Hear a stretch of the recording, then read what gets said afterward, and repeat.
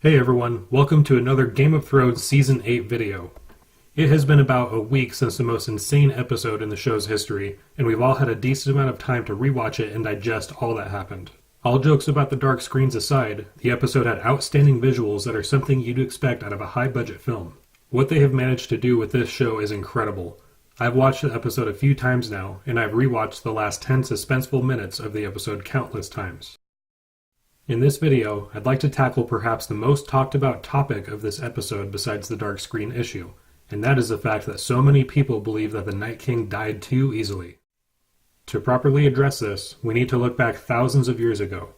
The Night King was created as a weapon for the children of the forest when they were at war with the First Men. What we do know is that the White Walker experiment went horribly wrong for the children of the forest, and they had to join forces with the First Men to defeat them.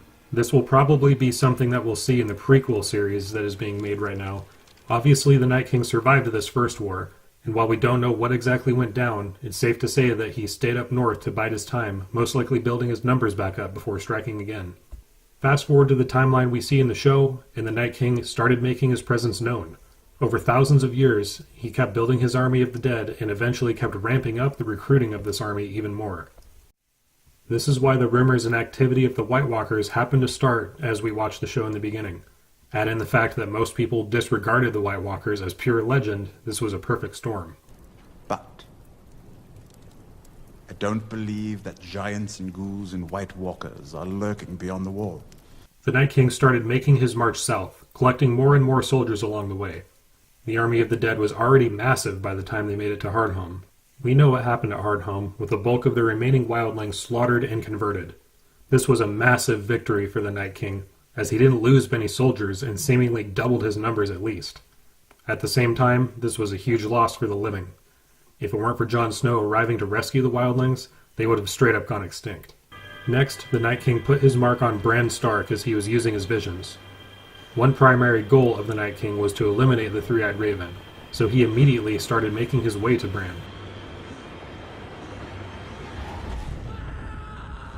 He made it there, eliminated the last of the children, killed a direwolf, and killed the Three-Eyed Raven that was training Bran.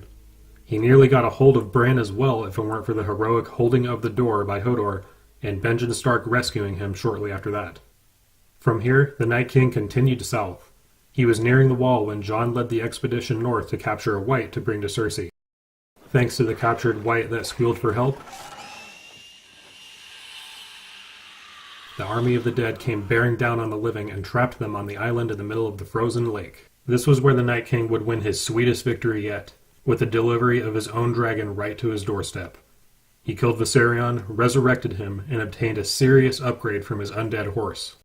Shortly after this, he made quick work of the Night's Watch castle Eastwatch and the Wall thanks to his newly acquired undead dragon. Now for those keeping score, this is 4 major victories for the Night King with little to no resistance. The Night King arrived at Winterfell with over 100,000 soldiers at least, with at least 13 White Walkers, an undead dragon, and at least 3 undead giants.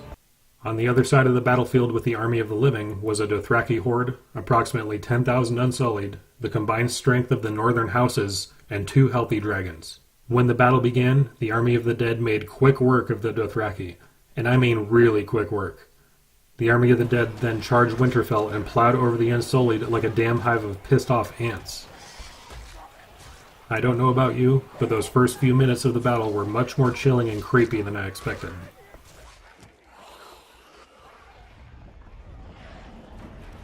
Some of the Unsullied were able to make it inside of the castle walls, but at this point it had just been the start of battle and tens of thousands of soldiers were already dead.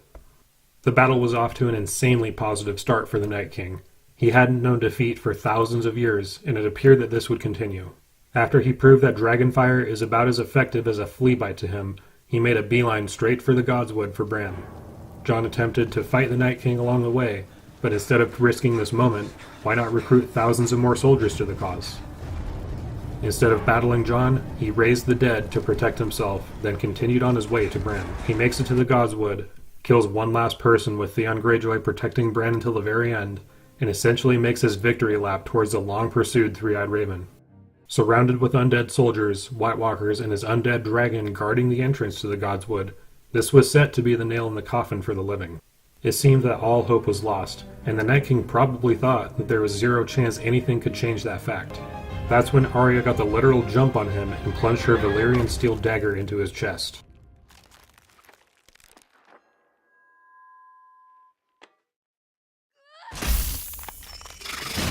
Now that we see the complete picture, let me ask you, do you really think that this was easy?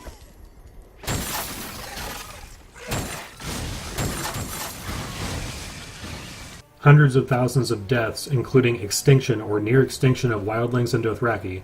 He killed one of the only 3 dragons left in the world. He laid waste to Hardhome, the Wall, the Last Hearth, and Winterfell, and left minimal survivors in the north. I think the facts answer that question quite easily.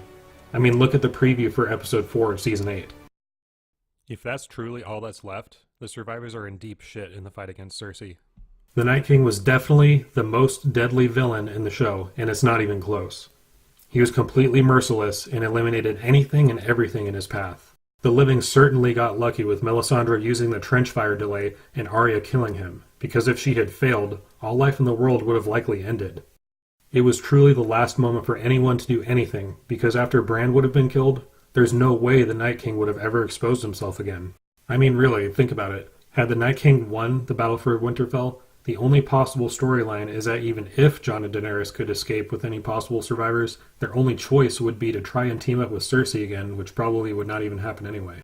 If it did happen, it wouldn't be much of a battle anyway. The army of the dead would take King's Landing extremely easily, especially when you consider that they'd probably be numbered in the millions by the time they made it there. The Night King wouldn't even expose himself at all either. Now, as far as the complaints that he died too easily by being stabbed, what else could have killed him? There are only 3 known things that can kill the Whites, and that is fire, dragonglass, and Valyrian steel. Dragonfire already proved to be ineffective. I'm willing to bet that dragonglass wouldn't have done anything either, since he already has dragonglass inside of him, so that leaves a Valyrian steel. Anything else would have just been weird and would not have made much sense. So to respond to this criticism, no. The Night King did not die easily. It was a battle 8 seasons in the making with nothing but pure carnage along the way. His death came at the last possible minute, and now his story is over. This is Game of Thrones after all, not Game of White Walkers. It's a real shame that the episode is being picked apart so badly online because it truly was the most difficult episode for the cast and crew to make. It is definitely one of my favorite episodes for good reason. Thanks for watching this video. Friendly reminder to be ready for episode 5, as Emilia Clarke herself said that you'll want to find the biggest TV you can for that episode. This will probably be the battle against Cersei, but we'll find out soon. Please be sure to like and subscribe, and I'll be posting more videos soon.